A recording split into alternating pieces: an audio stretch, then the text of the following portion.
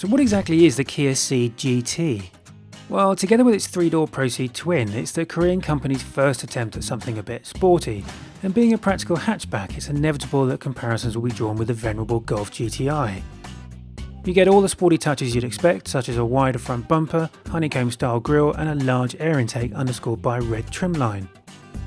More obvious though are the Ice Cube LED running lights, while the sporty look is finished off by a subtle GT badge and red brake calipers poking out from behind rather tasteful 18-inch alloy wheels.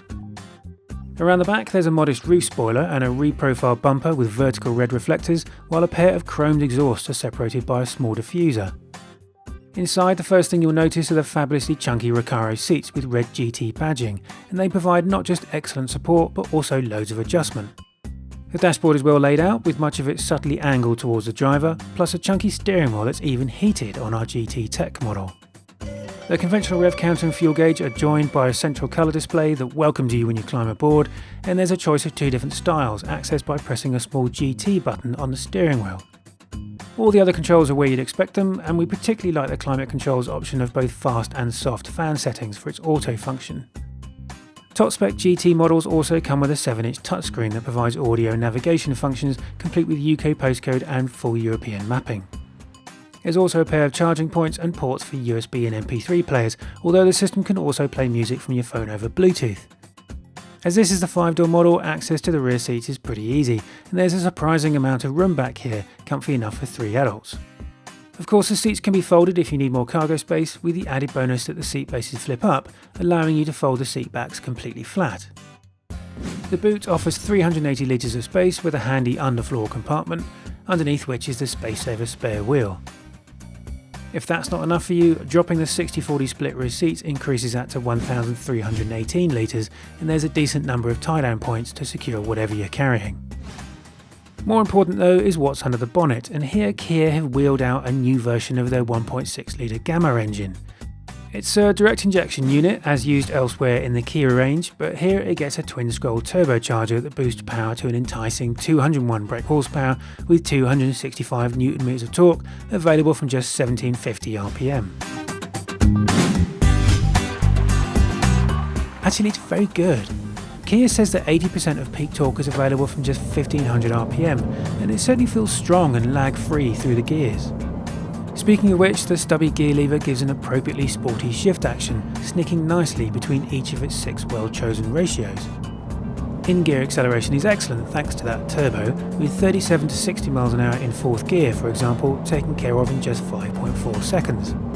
It's pretty docile too, and if you want to dawdle about in 6th gear 30 mph, it's happy to do so, and will even pull away if you ask it to.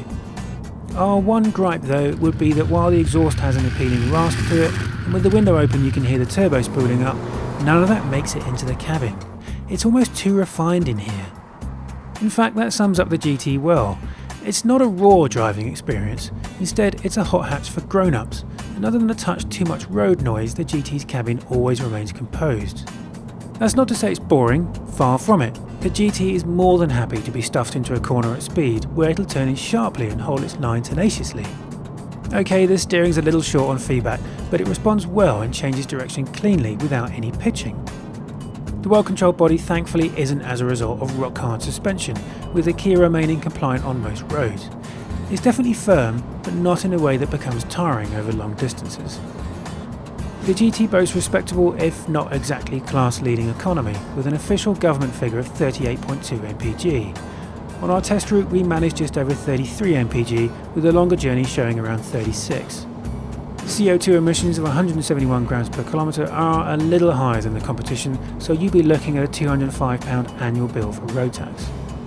In fact, most of the Kia's figures are beaten by the Golf GTi, but there's one figure where the Cee'd GT wins hands down, and that's price. The Kia starts at £20,500, with our fully loaded GT Tech model coming in at £23,200. The Golf, by comparison, starts at £26,985 for a 5-door model, but spec it to the same level as our GT Tech car, and you'll be looking at the best part of £30,000. And that doesn't factor in the Kia's 7-year, 100,000-mile warranty.